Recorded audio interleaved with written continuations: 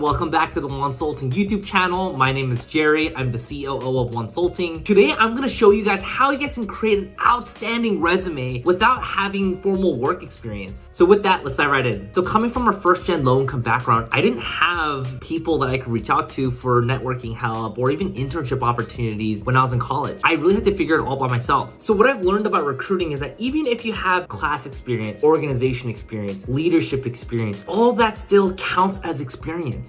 Recruiters still want to hear from you and they value that because a lot of the same problems that you're gonna face in class projects or leadership experiences are exactly what you're gonna see in the workplace. So for example, today we're gonna use the resume that I use to get into Google without having a referral, without having any connections. Let's dive right in. Today, let's walk through exactly how you can use your class experience and leadership experience to exemplify some of the skills that you have so that you can get into your dream job. So during my freshman year, we had to take a class called Foundations of Management and Entrepreneurship. In this class, we created a business in which we called the bedside cake. It's sort of like a portable nightstand. So as you'll see on this experience, I listed it under work experience because this truly was a business that we started in class. The first bullet point that I had there, voted by 20 peers to run a business as part of a first-year curriculum that markets and sells the bedside cake, a sturdy wooden bed shelf designed to hold personal belongings up to 20 pounds. The reason why I had this first bullet point is because I wanted to show recruiters that, hey, this is not a true work experience. This is part of a class experience that I had, but still I've learned really valuable skills from it. Check out the latter two bullet points. We successfully secured $3,000 in initial funding. This really was a unique experience because I raised money as part of this class project. The last bullet point that you'll notice is one of the biggest initiatives that I ran as a COO of Bedside Cake. We lowered the landing cost by 40%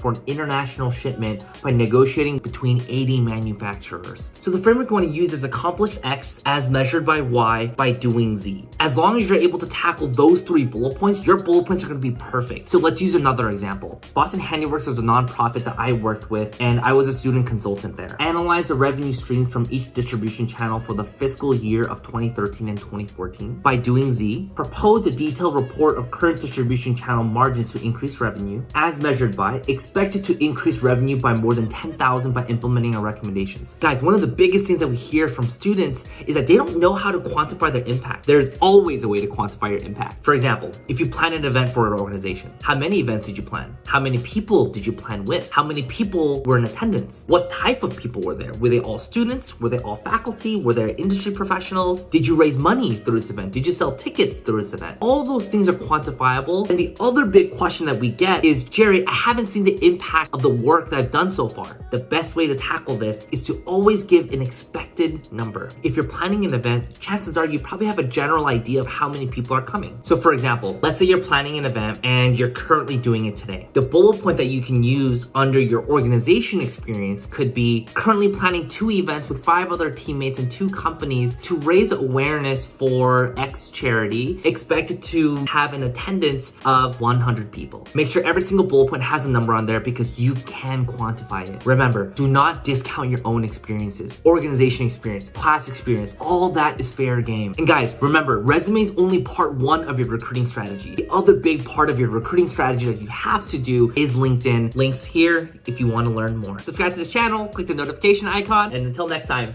peace.